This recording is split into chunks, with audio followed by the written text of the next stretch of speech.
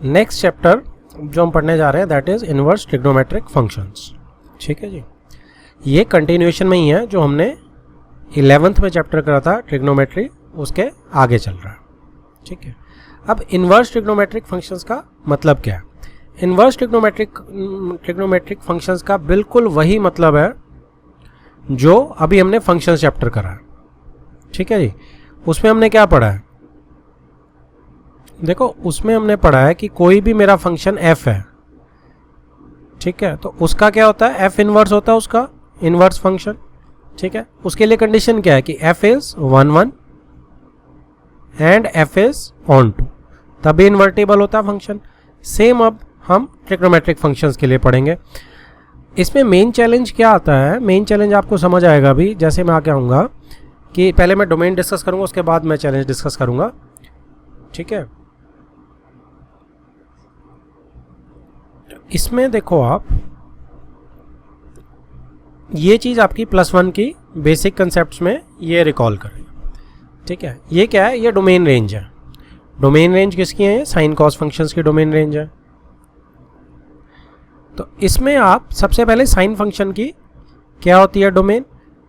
Domain is real number, x को आप कोई भी वैल्यू दे सकते हो, कोई प्रॉब्लम नहीं है, लेकिन जो रेंज है दैट इज फ्रॉम -1 to 1। ठीक है, कॉस फंक्शन की भी सिमिलर होती है, x की इनपुट कोई भी रियल नंबर और जो सॉल्व होके आती है रेंज हमारी वो -1 से 1 रहती है।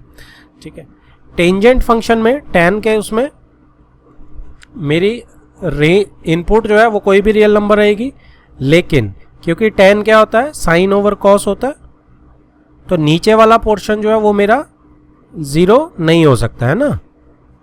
तो उससे क्या होगा? cos x मेरा 0 कहाँ होता है? सारे π/2 के ऑड मल्टीपल्स पे 0 होता है। तो मैं क्या करता हूँ?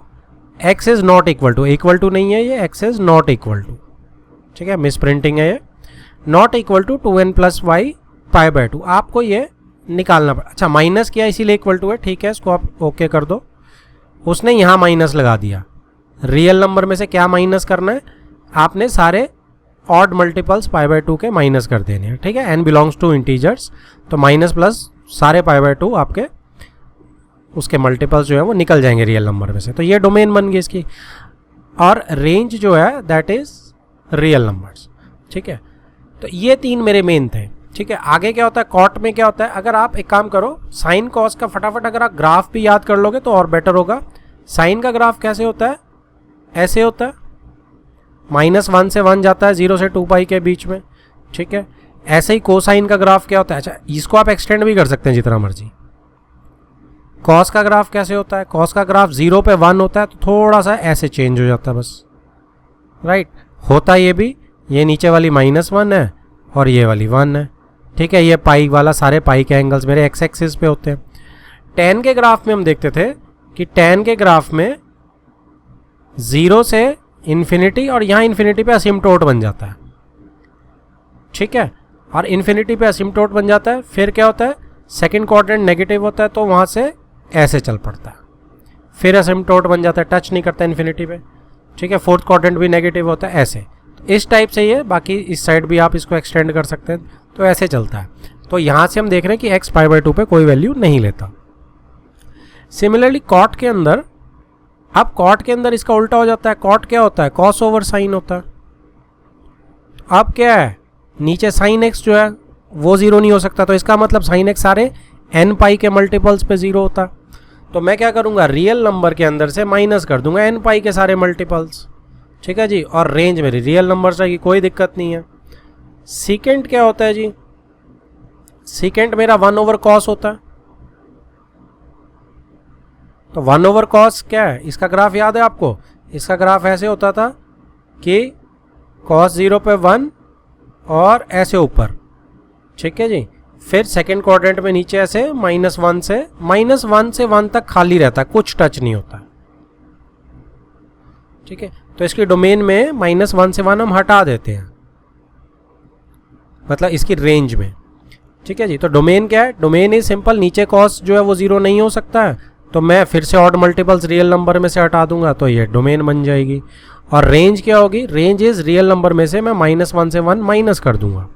ठीक है, इस ब्रैकेट का ख्याल रखना, ओपन ब्रैकेट है ये, क्योंकि -1 तो वैल्यू हो सकती है ना सेकेंड की, और 1 भी हो सकती है, इसलिए क्लोज नहीं मैं कि अगर क्लोज लगा दूंगा ब्रैकेट तो -1 भी माइनस हो जाएगा, तो -1 मुझे माइनस नहीं करना, इसलिए मैंने ओपन ब्रैकेट में रखा है कि -1 से 1 के बीच की जितनी वैल्यूज़ हैं वो माइनस कर देंगे हम, तो वो नहीं होंगी।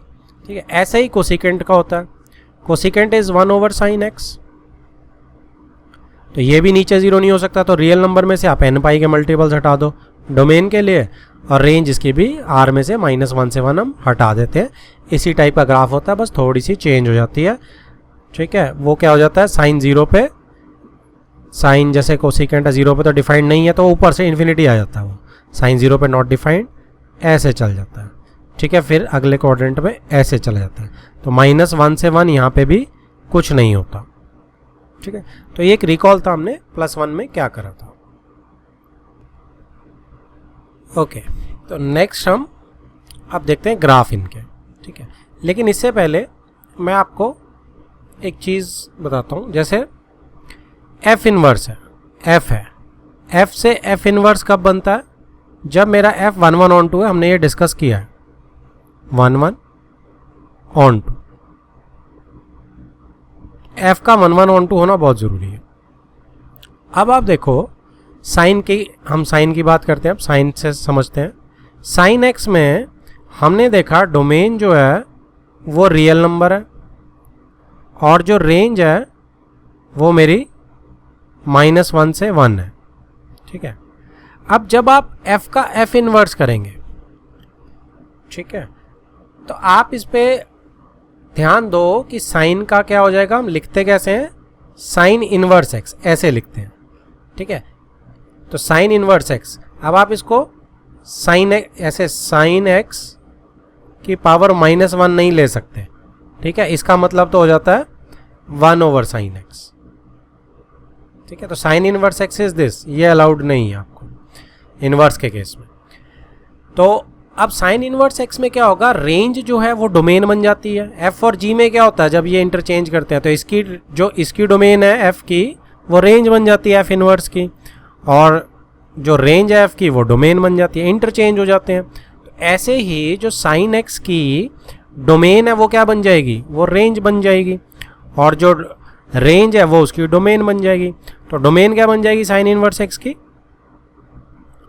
डोमेन बन गई जी आपकी -1 से 1। ठीक है, देखो अब ये तो मुझे समझ आता है, लेकिन अब रेंज क्या रियल नंबर बन सकती है। अब आप यहाँ पे ग्राफ देखो, ये साइन x का ग्राफ उसने ऊपर प्लॉट किया हुआ है। अगर आप इसको ध्यान से देखोगे, 0 पे वैल्यू कितनी है, 0 है, मैं कलर चेंज करता हूँ, 0 पे वैल्यू कितनी है, 0 है, π/2 पे वैल्यू कितनी है, 1 है। ठीक है, अब आप देखो -π/2 पे वैल्यू कितनी है, -1 है, राइट। फिर पाई पे जा रहे हैं, वैल्यू कितनी है, 0 है। अब देखो साइन 0 पे भी 0 है, साइन पाई पे भी 0 है, तो क्या ये मैनी वन फंक्शन नहीं हो गया, क्योंकि दोनों पे वैल्यू 0 आ रही है। तो अगर ये मैनी वन फंक्शन हो गया तो ये मेरा क्वालिफाई ही नहीं करा इन्वर्स के लिए, तो मैं ये साइन इन्वर्स x कैसे लिख सकता हूँ, ये बहुत बड़ा एक पॉइंट है। और ना सिर्फ साइन पाई 0, आप इस पे जितने मर्जी, ये इतनी अनलिमिटेड वेव है कि अनलिमिटेड मेरी वैल्यूज़ जो है 0, अनलिमिटेड वैल्यूज़ मेरी 1 आ रही हैं, या कोई भी रिपीट हो रही है वैल्यू, आप देख सकते हो। हॉरिजॉन्टल पेंसिल लगाओ और ऊपर से नीचे लाते हुए देखो, तो 2 जगह मेरी y की वैल्यू सेम आ रही है, तो मैनी वन हो गया फंक्शन मेरा। तो इसके लिए हम क्या करते हैं, जो हम पहले करते थे, हम क्या करते थे, हमने पिछली एक्सरसाइज में देखा था 1 पॉइंट मिसलेनियस में भी और 4 में भी, कि हम डोमेन या उसको रेस्ट्रिक्ट कर देते थे रेंज को। ठीक है ना, डोमेन या कोडोमेन को बेसिकली रेस्ट्रिक्ट कर देते थे, फिर वो उससे ऑन टू बन जाता था। तो ऐसे ही हम यहाँ पे अपनी कोडोमेन को रेस्ट्रिक्ट कर देंगे, और रेस्ट्रिक्ट क्या कर देंगे, मैंने रेस्ट्रिक्ट कर दिया -π/2 से π/2, तो मेरी वैल्यू कितनी रहेगी, देखो सिर्फ ये ग्राफ अचीव हुआ मेरे से, तो -π/2 से π/2 रेस्ट्रिक्ट करने से अब मेरी कोई भी वैल्यू रिपीट नहीं कर रही, और -1 से 1 पूरी भी ले रही हैं वैल्यूज़। तो ऐसे ही देखो कोई भी मल्टीपल ले सकते हो आप माइनस कहीं से भी ले सकते हो, यहाँ से भी ले सकते हो, देखो ठीक है, यहाँ भी वही चीज़ आ रही है, तो ऐसी जितनी मर्जी ले सकता हूँ मैं, राइट। तो हम क्या करेंगे, इस पर्टिकुलर -π/2 से π/2 के लिए एक वर्ड यूज़ कर देते हैं, प्रिंसिपल ब्रांच। ठीक है, तो ये मेरी प्रिंसिपल ब्रांच होगी। बाकी सबके लिए भी हो सकता है ये इन्वर्टिबल फंक्शन, कोई प्रॉब्लम नहीं है, लेकिन ये प्रिंसिपल ब्रांच -π/2 से π/2 स्टैंडर्ड हमने डिसाइड कर दिया कि इस प्रिंसिपल ब्रांच के लिए हम ये लिख रहे हैं। ठीक है, तो एक चीज़ हमें समझ आ गई। अब मेरा जो फंक्शन है वो मेरा कहाँ से कहाँ जा रहा है, साइन एक्स। अब मेरा फंक्शन रियल नंबर से नहीं जा रहा, सिर्फ -π/2 से π/2 जा रहा है। ठीक है, तो अगर हम साइन एक्स को डिफाइन कर रहे हैं तो साइन एक्स को मैंने छोटा कर दिया, रिस्ट्रिक्ट कर दिया। अब डोमेन क्या है मेरी, डोमेन इज -π/2 से π/2। ठीक है, और कहाँ तक जा रही है ये डोमेन, ये मेरी -1 से, रेंज में तो -1 से 1 ही आएगा। अब ये मैंने बिल्कुल फिक्स कर दिए चीज़ें। ठीक है, तो अब जब मैं साइन इनवर्स चेंज करूंगा, now this sine x is 1 1 on 2। अब साइन एक्स मेरा 1 1 भी हो गया, मेरा ऑन 2 भी हो गया। ठीक है जी, अब इसको रेस्ट्रिक्शन करने के बाद साइन इनवर्स एक्स मेरा कहाँ से कहाँ जाएगा, अब -1 से 1 से लेके ये मेरा -π/2 से π/2 जाएगा जी।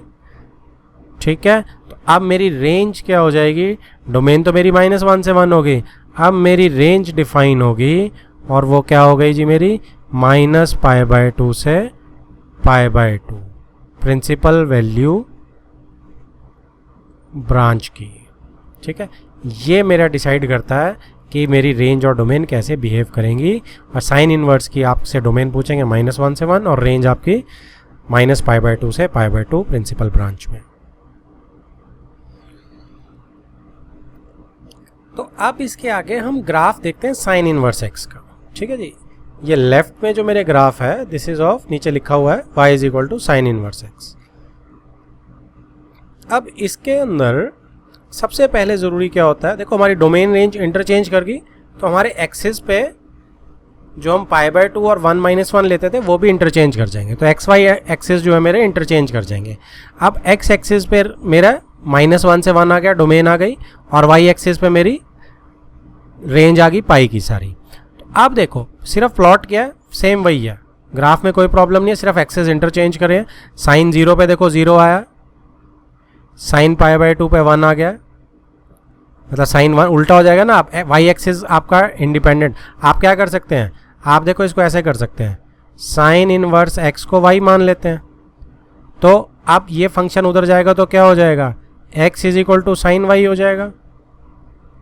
ठीक है, तो x = साइन वाई हो जाएगा, तो साइन वाई का आप वाई में इनपुट करते रहो पाई, फिर से ग्राफ आ जाएगा। बस साइन π/2 पे 1 है, देखो पाई पे 0 है, 3π/2 पे -1 है, 2 पाई पे फिर 0 है, ऐसे ही नीचे -π/2 पे -1 है, -पाई पे 0 है। ठीक है, बन गया ग्राफ आपका।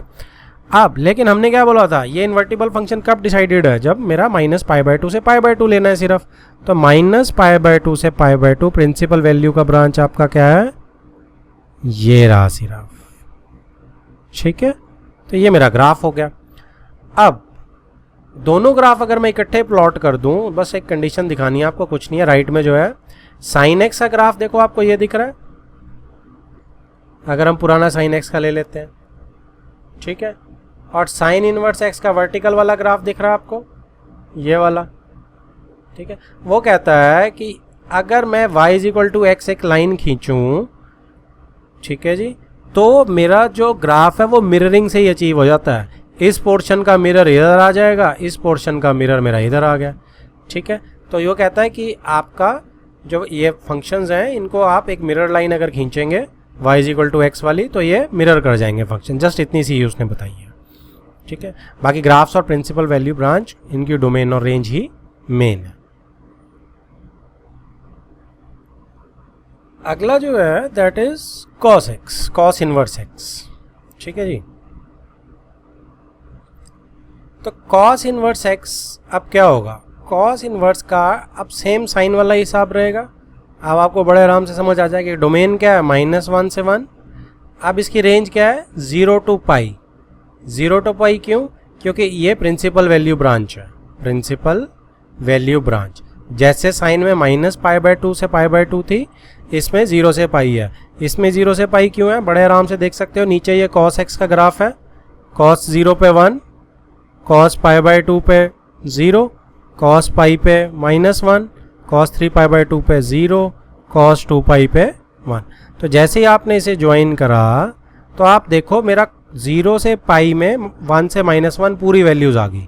इधर ये फंक्शन जो है मेरा फुली 1 1 ऑन 2 है, तो इसका मैं इन्वर्स निकाल दूंगा। तो मैंने प्रिंसिपल वैल्यू ब्रांच इस केस में क्या ले ली, 0 से पाई। तो आपको याद रखना होगा कि 0 से पाई होती है कॉस इन्वर्स के केस में। सेम अब आप इसको वर्टिकल कर दो ग्राफ को, तो आपको एक्स वाई एक्सिस इंटरचेंज हो गए, ये कॉस इन्वर्स एक्स का ग्राफ आ गया, बिल्कुल जैसे साइन इन्वर्स एक्स का था। ठीक है जी, और ये मेरी प्रिंसिपल वैल्यू ब्रांच हो गई। तो इसमें मेन जो है आपको ये याद रखना और ग्राफ की समझ होनी चाहिए। नेक्स्ट जो मेरा फंक्शन है that is cosecant inverse x. ठीक है जी, तो कोसिकेंट इनवर्स एक्स की कैसे होगी आपकी, कोसिकेंट इनवर्स एक्स की अगर हमने पहले फंक्शन करा था कोसिकेंट एक्स, अब मैं इसको कोसिकेंट इनवर्स एक्स को अगर y डाल लूँ तो x is equal to cosecant y हो जाएगा। ठीक है जी, तो इससे हम निकालेंगे। अच्छा, अगर हम बेसिकली कोसिकेंट फंक्शन को समझे तो हमने जो उसमें देखा था कि कोसिकेंट के नीचे साइन नहीं हो सकता था, तो उसकी रेंज क्या थी, उसकी रेंज इज r में से -1 1। तो इसकी रेंज डोमेन कन्वर्ट हो जाएगी, उसकी रेंज कोसिकेंट की, कोसिकेंट इनवर्स की क्या बन गई, डोमेन बन गई। तो r में से -1 से 1 हमने हटा दिया। ठीक है, ये कोसिकेंट इनवर्स का ग्राफ है। ठीक है, इससे भी हमें दिख रहा है, देखो -1 से लेके -1 तक कुछ भी नहीं है। ठीक है जी, तो अब इसमें क्या है कि मेरी डोमेन है दैट इज रियल -1 से 1, और रेंज इसमें क्या होगी 1 1 ऑन 2 करने के लिए जो साइन की थी वो सेम ही रहेगी, उसी में रेस्ट्रिक्ट कर दिया हमने -π/2 से π/2 में, क्योंकि -π/2 से π/2 में ये पूरा मेरा क्या आ रहा है, मेरी पूरी डिक्लेयर हो रही है। इसमें आप देख सकते हो कि -π/2 से π/2, यहाँ से ये वाला ग्राफ उठा रहा हूँ मैं -π/2 वाला, और यहाँ π/2 से ये वाला, तो सारी वैल्यूज़ इसमें आ रही हैं, कोई भी रिपीट नहीं हो रही है। तो 1 1 ऑन 2 बड़े आराम से बन रहा है फंक्शन। ठीक है, तो इसलिए इसमें साइन वाली सेम रहती है, बस डोमेन में क्या चेंज है कि r -1 से 1 जो उसकी रेंज थी कोसिकेंट की, वो इन्वर्स की डोमेन बन जाती है। वर्टिकली आप इसका कोसिकेंट इन्वर्स का ग्राफ प्लॉट करेंगे तो ये x is equal to cosecant y बना के एक्सिस चेंज कीजिए, पाई ऊपर आ जाएगा, x एक्सिस पे 1 2 आ जाएगा, सेम वही ग्राफ आ गया, हॉरिजॉन्टली लेट गया बस। ठीक है, आपको चेक कर सकते हैं कॉस 0 पे कितनी है, इन्फिनिटी है, कोसिकेंट 0 पे सॉरी, कोसिकेंट π/2 पे कितना है 1 आ गया फिर से। ठीक है, ऐसे -π/2 पे फिर आपका -1 आ गया। ठीक है, ये आपका ग्राफ प्रिंसिपल वैल्यू ब्रांच के लिए फिर से अचीव हो गया। तो इसका मेन क्या आपको याद रखना है। अच्छा, इसमें एक खास बात क्या है, खास बात ये है कि -π/2 से π/2 में -0 क्यों किया गया, क्योंकि 0 जो है 0 पे इट इज़ नॉट डिफाइंड। 0 पे क्यों डिफाइंड नहीं है, क्योंकि 0 पे तो कोसिकेंट फंक्शन ही डिफाइंड नहीं होता। 0 पे देखो आप, कोसिकेंट फंक्शन डिफाइंड नहीं है, इन्फिनिटी वैल्यू है उसकी। समझ आ रही बात आपको। तो जब कोसिकेंट फंक्शन डिफाइंड नहीं है तो उसका इन्वर्स कैसे डिफाइंड होगा। तो आपको π/2 में से क्या करना पड़ेगा, आपको जो 0 है -π/2 से π/2 उसको निकालना पड़ेगा। ठीक है, तो मेरी रेंज जो होगी कंप्लीट -π/2 से π/2 -0, क्योंकि 0 पे कोसिकेंट डिफाइंड नहीं है, तो ये इसकी रेंज बन जाएगी जी। तो इसको आपको याद रखना पड़ेगा, डोमेन रियल नंबर में से -1 से 1 हटाना है, और रेंज -π/2 से π/2 0 के अलावा। नेक्स्ट है मेरा सीकेंट इनवर्स। अब सीकेंट इनवर्स क्या है, ये भी हम बड़े आराम से देख सकते हैं कि secant inverse x is equal to Y अगर लेते हैं तो x is equal to secant Y हो जाएगा। तो इससे मेरा ये इन्वर्स का ग्राफ तो बड़े आराम से आ जाएगा, एक्स वाई एक्सिस हम इंटरचेंज कर देंगे, और x is equal to 1/cos y भी हो जाएगा। तो अब नीचे cos y तो कभी 0 नहीं हो सकता, तो cos y कब होगा नीचे 0, सारे आपके मल्टीपल्स जो हटाने पड़ेंगे π/2 वाले। ठीक है, इसमें देखते हैं कौन सा π/2 मल्टीपल आता है, क्योंकि प्रिंसिपल वैल्यू ब्रांच में हम क्या करते हैं 0 से पाई करते हैं ना cos को, तो 0 से पाई में देख लेते हैं क्या होता है। तो यहाँ पे ये तो आपका नॉर्मल ग्राफ है सीकेंट एक्स का, दिस इज सीकेंट एक्स का नॉर्मल ग्राफ, ये नीचे लिखा हुआ है। ठीक है जी, तो इस ग्राफ में हमने क्या लेनी है वैल्यूज़, हम 0 से पाई लेते हैं कॉस की, तो इसमें भी 0 से पाई ही लेते हैं। तो 0 से पाई आप देख रहे हो प्रिंसिपल वैल्यू ब्रांच अगर मैं ले रहा हूँ तो मेरी 1 1 और ऑन टू बन रहा है, तो रेस्ट्रिक्ट होने से मेरा फंक्शन इन्वर्टेबल हो जाएगा। तो यही जब मैं यहाँ पे, अच्छा ध्यान दो कि पाई बाय 2 पे तो डिफाइंड है नहीं, क्योंकि 1 over cos pi by 2 is not defined, 0 हो जाता है, तो सेकेंड नॉट डिफाइंड हो जाएगा, तो मुझे पाई बाय 2 हटानी पड़ेगी। तो जब मैं इसको इन्वर्स में प्लॉट करता हूँ तो 0 से हम क्या लेते हैं, 0 से पाई लेते हैं, तो 0 से पाई बाय 2 ये आ गया और पाई बाय 2 से पाई ये मेरा आ गया। वैल्यूज डाल के हम आराम से चेक कर सकते हैं। पाई बाय 2 पे इट इज़ नॉट डिफाइंड, ठीक है। तो y की बात कर रहे हैं तो रेंज में से पाई बाय 2 उड़ जाएगा। तो देखो आप रेंज में से 0 से पाई है जैसे कॉस की थी, और पाई बाय 2 हमने उसमें से हटा दिया, ठीक है जी। डोमेन इसकी सेम रहेगी -1 से 1, रियल नंबर्स -1 से 1।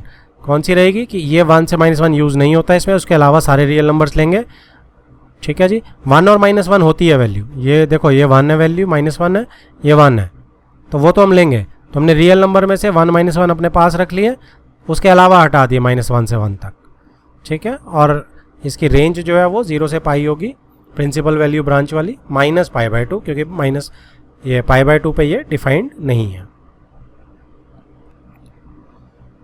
नेक्स्ट इज tan इनवर्स की। तो tan इनवर्स की क्या होती है, अब वहाँ पे हमने tan की जो याद करी थी, tan थीटा की क्या थी, आप रियल नंबर डाल रहे थे अंदर, ठीक है, साइन ओवर कॉस था, तो उसमें पाई बाय 2 के मल्टीपल आपको 2n+1 पाई बाय 2 के मल्टीपल हटा देने थे, ठीक है जी। और रेंज क्या थी, रियल नंबर थी। अब इंटरचेंज हो जाएगा, अब डोमेन क्या बन गई tan इनवर्स की, रियल नंबर बन गई, और रेंज तो पूरी मैं ले नहीं सकता, 1 1 ऑन 2 करना है, तो इसमें हम कहाँ से कहाँ ले लेते हैं, -पाई बाय 2 से पाई बाय 2 ले लेते हैं, ठीक है। लेकिन इसमें क्लोज्ड ब्रैकेट नहीं है, ओपन ब्रैकेट है। ऐसा क्यों, ऐसा इसलिए क्योंकि पाई बाय 2 पे क्या होगा, पाई बाय 2 पे मल्टीपल्स पे तो डिफाइंड ही नहीं है, उस पर तो कॉस जो है वो डिफाइन नहीं होगा, क्योंकि साइन ओवर कॉस हो जाएगा ना नीचे, तो इसलिए हमें -पाई बाय 2 भी नहीं ले सकता और पाई बाय 2 भी नहीं ले सकता मैं, ठीक है जी।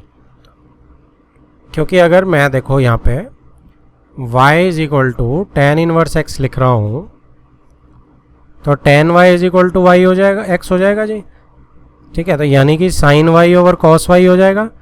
अब मैं cos y तो कभी 0 हो नहीं सकता, तो यहाँ तो अब ये y है, रेंज इज़ y, तो अब ये जो है -पाई बाय 2 से पाई बाय 2, अगर पाई बाय 2 किसी भी टाइप का हुआ तो 0 हो जाएगा, इसलिए नॉन इंक्लूसिव है, ठीक है। बाकी प्रिंसिपल वैल्यू वही है। tan थीटा का ग्राफ ये रहा आपके पास, ठीक है, 0 से फर्स्ट क्वाड्रेंट चल रहा है पॉजिटिव इन्फिनिटी की तरफ, पाई बाय 2 पे नॉट डिफाइंड है, ठीक है, -पाई बाय 2 पे चल रहा है, देखो -पाई बाय 2 पे नॉट डिफाइंड है, यही प्रिंसिपल ब्रांच आ गई मेरी।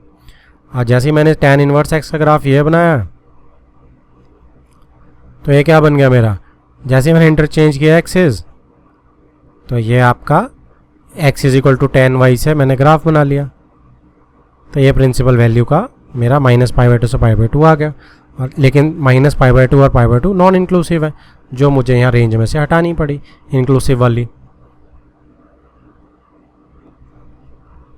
सिमिलरली अगला है जी कॉट इनवर्स का, सेम वही चीज़ें हैं। अब कॉट इनवर्स में आप क्या करेंगे, आपकी डोमेन जो है वही रियल नंबर्स रहेगी, रेंज जो होगी वो 0 से पाई हो जाएगी, ठीक है। तो इसमें 0 से पाई आपकी जो 1 1 ऑन 2 करने के लिए जो प्रिंसिपल वैल्यू ब्रांच है दैट इज़ 0 to पाई, ठीक है। तो इसमें क्या है, इसमें आपका ग्राफ ये कॉट एक्स का ग्राफ है आपके पास, ठीक है। तो इसमें हम चेक कर सकते हैं, देखो 0 से पाई में आपकी सारी वैल्यूज़ आ रही हैं, इसलिए उसने प्रिंसिपल वैल्यू ब्रांच कौन सी रखी है, 0 से पाई रखी है, क्योंकि 0 से पाई के अंदर मेरा फंक्शन 1 1 बन रहा है, राइट। तो अब इसको अगर आप चेंज करेंगे, तो आप अगर इसको y = cot इनवर्स x करेंगे, तो cot y = x हो जाएगा। अब ये cos ओवर साइन y है, तो नीचे तो 0 हो नहीं सकता, तो साइन y क्या नहीं हो सकता, पाई के मल्टीपल नहीं हो सकता, ठीक है। तो पाई के मल्टीपल या 0 नहीं हो सकता, तो आप देख रहे हो 0 पे भी नॉट डिफाइंड है, इधर भी पाई पे नॉट डिफाइंड है। सेम ट्रांसलेट हो जाएगा जब मैं इसका cos इनवर्स का ग्राफ बनाऊंगा। ये मेरी प्रिंसिपल वैल्यू ब्रांच आ रही है, ना 0 पे डिफाइंड है देखो, ना ही ये पाई पे डिफाइंड है, तो y में से मुझे क्या निकालना पड़ गया, 0 और पाई, इसीलिए ओपन ब्रैकेट है, क्लोज नहीं है ब्रैकेट, ठीक है। कॉस में तो ये क्लोज थी ब्रैकेट, लेकिन कॉट में ये ब्रैकेट इसीलिए ओपन है, क्लियर है आपको? तो ये समराइज कर लेते हैं हम फटाफट कि साइन इनवर्स का जो मेरा डोमेन है वो -1 से 1 है। ठीक है, एक काम करते हैं, यहाँ मैं साइन की भी साथ साथ लिख रहा हूँ। साइन के केस में आपको रिकॉल करना आसान रहेगा। साइन के केस में क्या थी, रियल नंबर इनपुट थी, -1 से 1 हमारी रेंज थी। यहाँ पे क्या होगा, साइन इनवर्स में -1 से 1 जाएंगे, लेकिन रियल नंबर नहीं ले सकते क्योंकि वो 1 1 नहीं रहता। तो हम क्या करते हैं, उसे -π/2 से π/2। ठीक है जी, उसमें वो रेस्ट्रिक्ट कर दी मैंने, प्रिंसिपल वैल्यू ब्रांच ले ली मैंने, तो इसमें ये 1 1 रहता है फंक्शन। कॉस के केस में क्या था, कॉस के केस में हमारी रियल नंबर से -1 से 1 थी सेम, लेकिन इसमें कॉस इनवर्स में -1 से 1 ये तो पार्ट सेम रहता है। डोमेन का रेंज 0 से π प्रिंसिपल वैल्यू ब्रांच हो जाती है और दोनों इंक्लूसिव है। तीसरी जो है 1/sin वाली कोसिकेंट वाली थी। कोसिकेंट की सिंपल की क्या होती है जी, इसमें हम इनपुट में 1/sin, तो 1/sin मेरा नीचे अलाउड नहीं है, तो नीचे क्योंकि मैं इसको 1/sin लिख सकता हूँ, तो नीचे साइन x अलाउड नहीं है, x है अभी इस साइड, तो x इसमें अलाउड नहीं है मुझे। कौन सा, जिसमें sin x 0 हो, तो कितने थे, पाई के जितने भी थे वो मेरे अलाउड नहीं है मल्टीपल्स। तो इसकी जो डोमेन थी वो रियल नंबर, उसमें से मैं n पाई वाले मल्टीपल्स माइनस कर रहा था। ठीक है, और रेंज क्या बन रही थी जी, इसकी रेंज इसकी बन रही थी -1 से अलावा सारे रियल नंबर्स। तो इसमें अब उल्टा हो जाएगा, देखो इसकी डोमेन रियल नंबर -1 से 1 बन जाएगी जो इसकी रेंज थी, और इसकी डोमेन को हम रेस्ट्रिक्ट, इसकी जो रेंज है जो इसकी डोमेन थी cos x की, उसको रेस्ट्रिक्ट कर देंगे और पाई वाली और 0 वाली चीज़ें हटा देंगे। तो -π/2 से π/2 जो साइन की थी सेम वही रहेगी, लेकिन उसमें से हमने 0 हटा दिया। ठीक है जी, ऐसे ही सीकेंट इनवर्स की भी सेम रहेगी आपके पास, r -1 से 1। अब 0 से पाई थी कॉस वाली सेम, लेकिन π/2 हटा दिया क्योंकि π/2 पे ये सेम यहाँ पे जैसे 1/cos होता है सीकेंट में, तो नीचे 1/cos डिफाइंड नहीं होता π/2 के मल्टीपल्स में, तो ये हमने हटा दिया इसको प्रिंसिपल वैल्यू ब्रांच में से। टैन इनवर्स में क्या होता है जी, आपका sin/cos होता है, तो π/2 पे डिफाइंड नहीं होगा, तो π/2 हमने देखो रेंज में से दोनों हटा दिए। ठीक है, ओपन ब्रैकेट कर दिया, रियल नंबर जिसकी डोमेन है। ठीक है, कॉट इनवर्स में क्या होता है जी, इसकी डोमेन भी रियल नंबर्स। अब कॉट में cos/sin होता है, आप यहाँ ध्यान रख सकते हैं, कॉट में cos/sin होता है, तो 0 और पाई पे डिफाइंड नहीं होगा, तो 0 और पाई दोनों ही हटा दिए हमने। ठीक है, प्रिंसिपल वैल्यू ब्रांच में से 0 पाई हटा दिया। टैन के अंदर से हमने, क्योंकि sin/cos होता है, तो नीचे से π/2 हटा दिया था हमने। तो अब इसमें आप थोड़ी सी क्लबिंग टाइप कर सकते हो सिर्फ याद रखने के लिए, और वो क्या रख सकते हो आप याद, कि साइन वाला -π/2 से π/2 है, उसी का उल्टा कोसिकेंट -π/2 से π/2 है, बस 1/sin टाइप होता है। थोड़ा सा ऐसे याद रख लो, लॉजिकल सिर्फ याद रखने के लिए, कोसिकेंट 1/sin होता है, तो 0 पे नीचे डिफाइंड नहीं होगा, तो 0 हटा दिया। ऐसे ही आपका कॉट टैन जो होता है वो -π/2 से π/2 होता है। अब टैन में लॉजिक दिमाग में बस याद रखो कि sin/cos होता है, cos π/2 पे डिफाइंड नहीं होता, इसलिए -π/2 और π/2 हटा दिया। ऐसे ही कोसिकेंट 0 से पाई होता है, cos 0 से पाई होता है, सीकेंट 0 से पाई होता है, लेकिन उसमें से π/2 हटाना पड़ता है क्योंकि नीचे 1/cos होता है। और मेरा कॉट जो होता है वो 0 से पाई होता है, लेकिन उसमें से 0 और पाई हटाना पड़ता है क्योंकि नीचे साइन आ जाता है कॉट में। ठीक है, तो आप ऐसे इसको याद रख सकते हैं, लेकिन ये बहुत इंपॉर्टेंट है, ये आपको बिल्कुल रटा हुआ होना चाहिए। Next is example 1। क्या बोल रही है, find the principal value of sine inverse 1/√2। तो देखो अब क्या, अब आप इसको =y डाल दो, तो आप क्या करोगे, साइन y =1/√2 हो जाएगा, क्योंकि साइन इधर उठ के साइन y बन जाएगा साइन इनवर्स, तो साइन y =1/√2 हो जाएगा। अब आपको पता है कि 1/√2 क्या होती है, किसकी वैल्यू होती है, प्रिंसिपल वैल्यू ब्रांच में से निकालेंगे आप, तो प्रिंसिपल वैल्यू ब्रांच आपकी साइन की क्या होती है, -π/2 से π/2, और उसमें 1/√2 कहाँ आता है, फर्स्ट क्वाड्रेंट में π/4 पे आता है, क्योंकि फोर्थ क्वाड्रेंट में तो नेगेटिव आएगा। तो आपको क्या उठाना है कि π/4, बस इसकी वैल्यू साइन y की वैल्यू 4, तो आपने प्रिंसिपल वैल्यू ब्रांच उठानी है। ठीक है, और इसकी वैल्यू कितनी आ जाएगी, π/4। आप ऐसे लिख सकते हो, साइन π/4 इज़ 1/√2, तो आपका आंसर इज π/4। सिमिलरली एग्जाम्पल 2 में देखो, फाइंड द प्रिंसिपल वैल्यू, वो बोल ही रहा है प्रिंसिपल वैल्यू चाहिए सिर्फ उसे, कॉट इनवर्स माइनस 1/√3। अब cot inverse minus 1/√3, cot inverse की प्रिंसिपल वैल्यूज याद करो कहाँ से कहाँ होती है, 0 से पाई होती है, और वो भी इंक्लूसिव नहीं होती है। ठीक है, तो अब 0 से पाई में क्वाड्रेंट, जैसे साइन इनवर्स में तो क्वाड्रेंट माइनस π/2 से π/2, ये दो क्वाड्रेंट थे, साइन यहाँ पॉजिटिव है यहाँ नेगेटिव है फोर्थ में। इसमें कॉट में क्वाड्रेंट कौन से होंगे, 0 से पाई में यहाँ पॉजिटिव होगा यहाँ नेगेटिव होगा। ठीक है जी, अब आपको नेगेटिव 1/√3 चाहिए। अब 1/√3 तो आपको पता कब होती है वैल्यू, जब मैं कॉट इनवर्स को ऐसे y लिख लूँगा, cot y is equal to negative 1/3 आ जाएगी। अब 1/√3 इज 60 डिग्री यानी π/3, तो π/3 लेकिन नेगेटिव का चाहिए, तो यहाँ से कितना आता है, यहाँ मैं पाई माइनस π/3 लिखूँगा ना उसको, तो कितना हो जाएगा 3π माइनस 2π/3 हो जाएगा। तो बस यही लिख दिया उसने, minus cot π/3 is equal to cot of pi minus π/3, that is cot 2π/3। तो इसमें आपको क्या करना था, प्रिंसिपल वैल्यू निकालनी थी, so answer is 2π/3। Next is exercise 2.1, find the principal values of the following. तो फर्स्ट क्वेश्चन में प्रिंसिपल वैल्यूज आपको ढूंढनी है। तो अब ये साइन इनवर्स माइनस हाफ है, जैसे एग्जांपल्स करी थी वैसे ही करना है इन्हें। साइन इनवर्स माइनस हाफ है, तो हम इसको क्या करेंगे, हम इसे इज इक्वल टू वाई डाल लेते हैं, तो क्या हो जाएगा मेरा, minus half is equal to sine Y हो जाएगा। अब आपको पता है कि प्रिंसिपल वैल्यू ब्रांच कहाँ से कहाँ तक होती है साइन की, माइनस π/2 से π/2, तो आप इसको प्रिंसिपल वैल्यू ब्रांच लिख सकते हैं, प्रिंसिपल वैल्यू ब्रांच ये आपकी माइनस π/2 से π/2 होती है। ठीक है, अब साइन वाई जो है वो फोर्थ क्वाड्रेंट में होगा मेरा।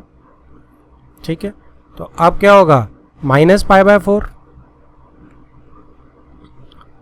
मेरा किस पे, π/4 सॉरी मैं बोल रहा हूँ, इस पे 30 डिग्री पे होती है, π/6 पे होती है हाफ, तो कितना हो जाएगा कि साइन जो है वो माइनस 30 डिग्री यानी माइनस π/6 पे माइनस हाफ होती है। तो इसका मतलब आंसर मेरा क्या आ गया जी, आंसर मेरा आ गया माइनस π/6, इसकी प्रिंसिपल वैल्यू ब्रांच क्या आ गई, माइनस π/6। अगला जो है सेकंड क्वेश्चन क्या बोल रहा है, कॉस इनवर्स √3/2। अब कॉस इनवर्स √3/2 इसको वाई पुट अगर हम कर दें तो ये क्या बनेगा जी, √3/2 is equal to cos Y, है ना। तो कॉस वाई की वैल्यू किसकी √3/2 होती है, ये आपकी 30 डिग्री की होती है, तो कितना हो जाएगा ये आपका, it is equal to cos of what, कितना, कॉस √3/2 30 डिग्री को π/6 लिख सकते हैं इसको। अब प्रिंसिपल वैल्यू ब्रांच कितनी होती है इसकी, इट इज 0 से पाई कॉस की इंक्लूसिव ब्रैकेट्स, तो 0 से पाई में तो π/6 बिल्कुल पड़ता, कोई प्रॉब्लम नहीं है, सो माई आंसर इज π/6। ऐसे ही थर्ड पार्ट, कोसिकेंड इनवर्स 2, इसमें हम क्या करेंगे, इसको y डाल दो अगर आप, तो 2 is equal to cosecant y। तो 2 कब होती है, जब साइन की वैल्यू हाफ होती है, साइन की वैल्यू हाफ कब होती है जी, 30 डिग्री पे यानी π/6 पे, तो ये कितना आ गया, कोसिकेंट π/6, राइट, इसी मिसिंग है इसमें। तो इसमें क्या हो गया, इसकी जो प्रिंसिपल वैल्यू ब्रांच कहाँ से कहाँ तक होती है, इट इज़ फ्रॉम कोसिकेंट की माइनस π/2 से π/2। ठीक है, लेकिन उसमें से ज़ीरो नहीं होता ना, क्योंकि साइन नीचे, साइन वाई जो है ज़ीरो नहीं निकल के आएगा, तो ज़ीरो हटाना होता है, तो हमें तो कोई दिक्कत नहीं है, ज़ीरो तो आ नहीं रहा, तो आंसर π/6 है, तो answer is π/6। Next is tan inverse minus √3। ठीक है, तो इसमें आप क्या आएगा, किसका होता है, अब देखो लिखने का तरीका आपको आ गया, जस्ट मैं थोड़ा सा आपको ये बताता हूँ, tan इनवर्स माइनस √3, तो माइनस √3 आपका कब होता है, अब tan की जो प्रिंसिपल वैल्यू ब्रांच है दैट इज फ्रॉम -π/2 से π/2, है ना, दोनों नॉन इंक्लूसिव है क्योंकि कॉस नीचे होता है। तो अब ये फोर्थ और फर्स्ट क्वाड्रेंट आ गया, तो माइनस तो फोर्थ क्वाड्रेंट में होगा, तो दैट मीन्स कब होता है, √3 कितने पे होता है, 60 डिग्री पे होता है, तो -√3 कितने पे होगा, -60 डिग्री पे होगा, सिंपल। So answer is -π/3।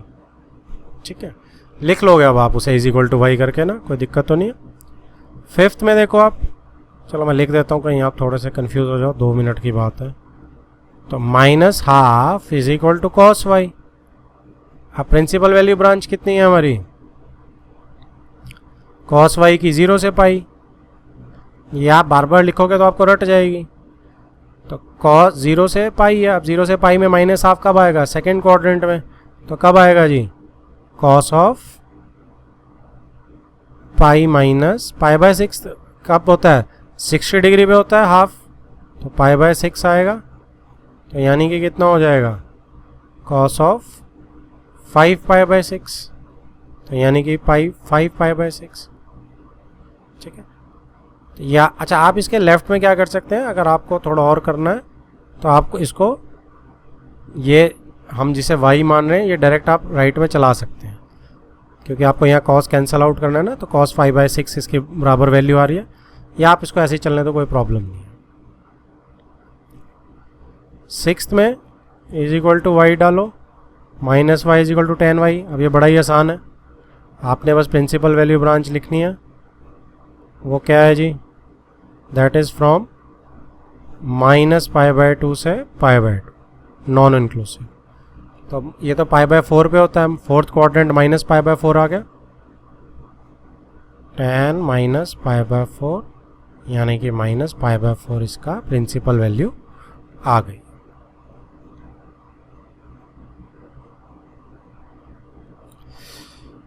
इसको डिलीट करने से पहले एक करेक्शन है, करेक्शन कर लो। करेक्शन क्या है, ये थोड़ा सा गड़बड़ हो जाती है। कॉस वाई देखो यहाँ पे 60 डिग्री आएगा, है ना, 60 डिग्री इज π/3 नॉट π/6, तो ये थोड़ा ध्यान से करना, इसमें कभी कभी गलती हो जाती है। तो ये π/3, तो जैसे ही ये π/3 लोगे आप, तो pi minus π/3 is what, 2π/3। So answer क्या आएगा, 2π/3। ये करेक्शन कर लेना। Next is seventh, secant inverse 2/√3। तो इसको यहाँ ऊपर शुरू कर रहा हूँ मैं, सेकेंड इनवर्स 2/√3, इसको y मान लेते हैं। 2/√3 आपकी सेकेंड y होगी, ठीक है जी। तो 2/√3 की कौन सी वैल्यू आती है आपकी, प्रिंसिपल वैल्यू ब्रांच सेकेंड की आपकी क्या थी, सेकेंड की कॉस वाली ही थी, ठीक है, 0 से पाई वाली ही थी। बस इसमें माइनस क्या करना है आपका, नीचे π/2 नहीं हो सकता क्योंकि कॉस नीचे जा रहा है। अब इसमें से वैल्यू 2/3 किस में आएगी, सेकेंड, ये तो फर्स्ट है, फर्स्ट में ही आएगी। अब 3/√3/2 कॉस की कब होती है, 30 डिग्री पे, तो 30 डिग्री आ जाएगा इसका सेकेंड का, क्योंकि 2/3 है, तो 30 डिग्री इज वॉट, सेकेंड π/6। अब ध्यान से करना, is equal to secant y. तो प्रिंसिपल वैल्यू के हिसाब से कितना आ गया जी, y इज इक्वल टू π/6 आ गया। So this is my answer, π/6। Eighth में, ये सेवंथ था, कॉट इनवर्स √3, इसी को y डाल दो, तो √3 is equal to cot y आ गया, ठीक है। अब इसमें क्या है, सीधा सीधा क्या है आपका, कॉट कितना √3 होता है, 30 डिग्री, तो ये भी π/6 आ गया, is equal to cot Y. तो प्रिंसिपल वैल्यू ब्रांच कहाँ से कहाँ तक जाती है, वो आपकी कॉट की जाती है 0 से पाई, दोनों इंक्लूसिव नहीं क्योंकि नीचे साइन है। तो अब इसमें बिल्कुल ठीक पड़ रहा है, इसमें कोई दिक्कत नहीं है। तो y इज इक्वल टू π/6, तो पाई इसमें, y इसमें भी क्या आ रहा है मेरा, π/6 आ रहा है। नाइन्थ क्वेश्चन, इसको अगर हम y मान लें तो -1/√2 is equal to cos Y हो जाएगा जी। तो अब इसमें क्या होगा, अब इसमें आपकी माइनस वाली वैल्यू है, उठानी कहाँ से, तो पहले प्रिंसिपल वैल्यू ब्रांच लिख लेते हैं इस केस में। कॉस की 0 से पाई होती है, तो सेकेंड क्वाड्रेंट वाली उठाएंगे हम। तो मेरी कॉस पाई माइनस 1/√2 पाई/4 पे होती है, पाई माइनस पाई/4 सेकेंड क्वाड्रेंट आ गया मेरा। ये कॉस वाई के बराबर होगी। तो ये कितना हो गया जी, 3 पाई/4। तो y इज इक्वल टू 3 पाई/4। This is my answer.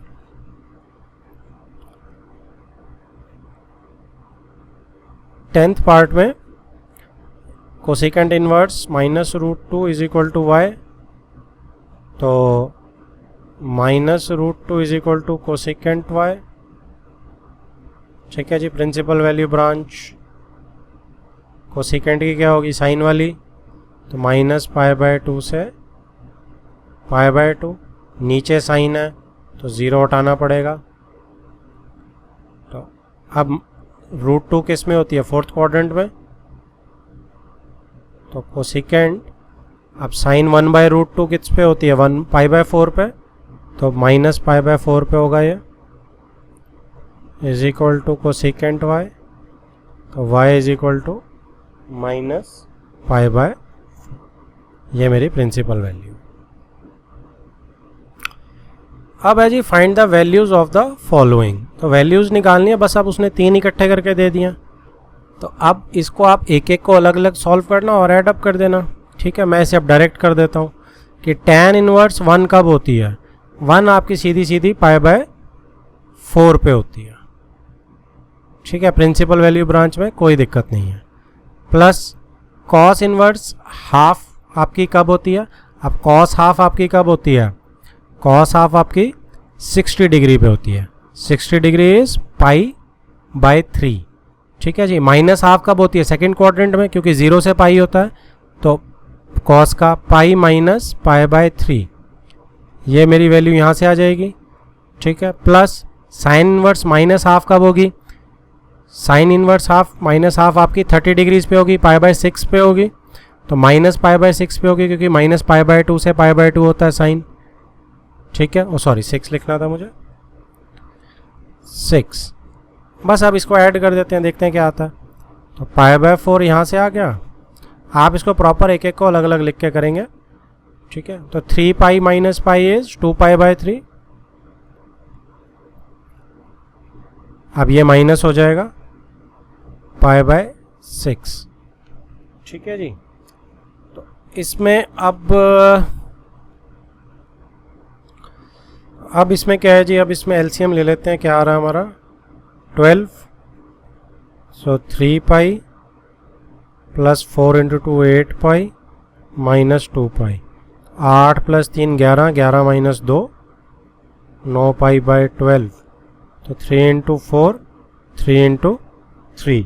So answer is 3 π/4।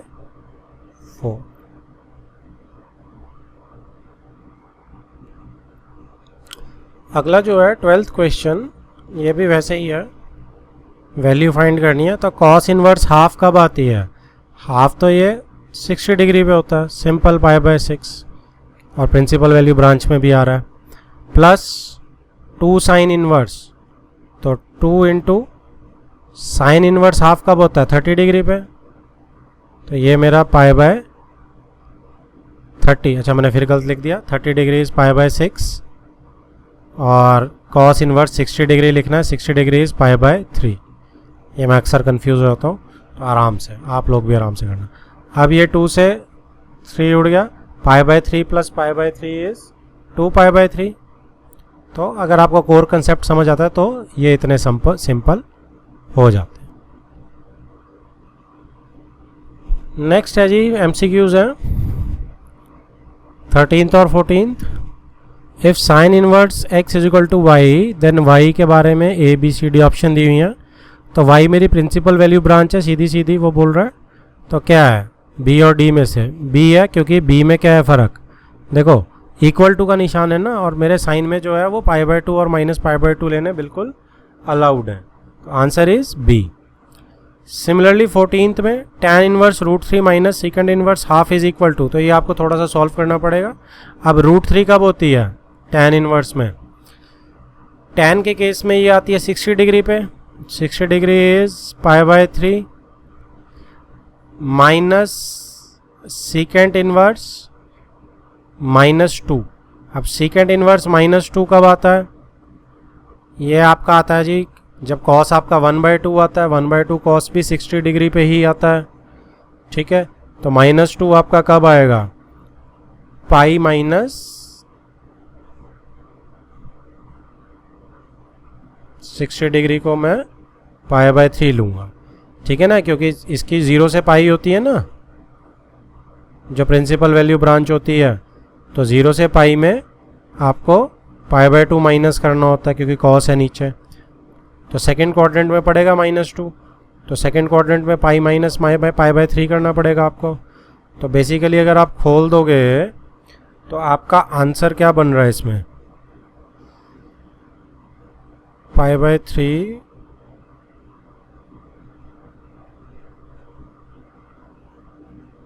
ये आपका, मैं पहले अंदर सॉल्व कर देता हूँ, ये 2π/3 बन जाएगा, तो ये आपका -π/3 ही बन रहा है। सो बी इज़ योर ऑप्शन। तो ये मेरा चैप्टर फिनिश होता है, इसको आराम से पूरा कीजिए। सॉरी, एक्सरसाइज फिनिश होती है।